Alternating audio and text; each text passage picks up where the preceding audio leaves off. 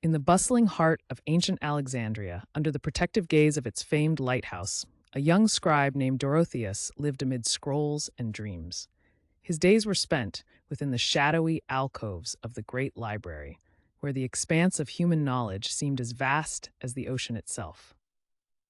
Dorotheus, born to a humble family of Greek merchants, was gifted with a sharp mind and a passionate curiosity. His father, seeing the boy's insatiable thirst for knowledge, sacrificed much to obtain a position for him as an apprentice to the chief librarian, Eusebius. Under Eusebius's stern but fair tutelage, Dorotheus learned not only the art of careful script and precise cataloging, but also delved into the philosophies and sciences stored within the labyrinthine stacks of scrolls. One autumn morning, as copper leaves whispered tales of change, a worn and dusty scroll found its way into Dorotheus's hands. It was tucked away in a neglected corner of the library, unnoticed and seemingly unimportant.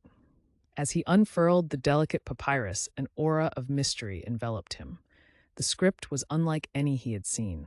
This scroll held the thoughts of Sappho, a poet from an island called Lesbos, her words nearly forgotten by the sands of time and the follies of men. Engrossed, Dorotheos spent days deciphering the aged text, bewitched by the lyrical beauty of Sappho's verses, her longing, her love entwined in every line.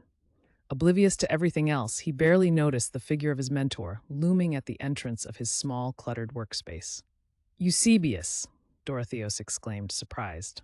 "Look at what I've discovered. The words of Sappho. They speak of emotions so pure, so intense. It would be a sin for these to remain hidden here, forgotten." Eusebius's eyes, as ancient and deep as the library itself, studied the young scribe. There was pride in his gaze, but also a caution that years of guarding knowledge had ingrained within him. "Dorotheos, not all words mean to be shared in light. Some are born of shadows, and to shadows they must return. Consider carefully the path you choose to tread with this knowledge." Dorotheos felt the weight of his mentor's words, the responsibility they carried. Yet the fire of idealism burned bright within him. With or without approval, he knew that he must bring Sappho's words to the people of Alexandria.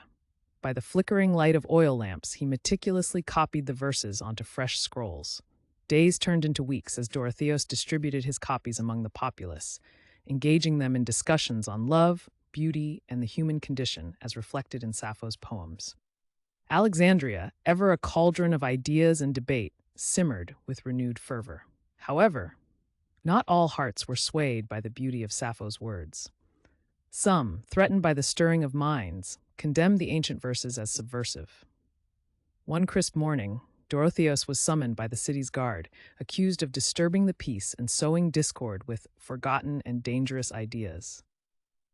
Standing before the council, Dorotheos defended not only Sappho's poetry, but also the very essence of knowledge and free thought.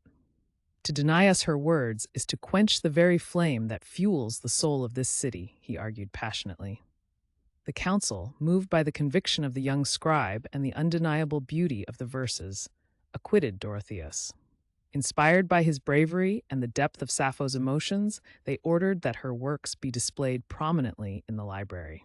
Years later, Dorotheus, now the chief librarian, guided young minds through the hallways of accumulated wisdom.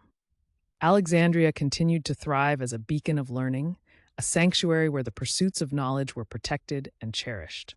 And within its walls, the verses of Sappho, once nearly lost to the indifference of time, echoed endlessly, a testament to the enduring power of words to inspire, change, and connect the deepest parts of us all.